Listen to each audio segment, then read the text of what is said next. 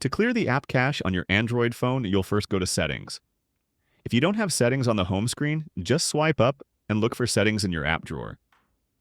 Once you're in Settings, we'll scroll down to Apps. Then choose whatever app you want to delete the cache for, tap the app, and scroll down to Storage. You'll see the total storage consumed by that app, and on the bottom you have two options: Clear Data and Clear Cache. Clearing cache is the safe option. It removes temporary files but does not log you out or delete any app settings. Clearing data resets the app, logs you out, and deletes all downloaded content. It's basically like deleting and reinstalling the app.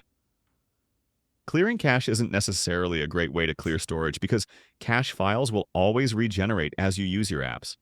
But it can be useful if an app is crashing, acting slow, or not loading correctly. Older Android versions had an option to clear cache for all apps at once, but on modern versions that option was removed for safety, and now you need to clear it one by one for each app. And that's how you clear app cache on your Android phone. Click that like button if this helped you and subscribe for more easy and quick guides like this.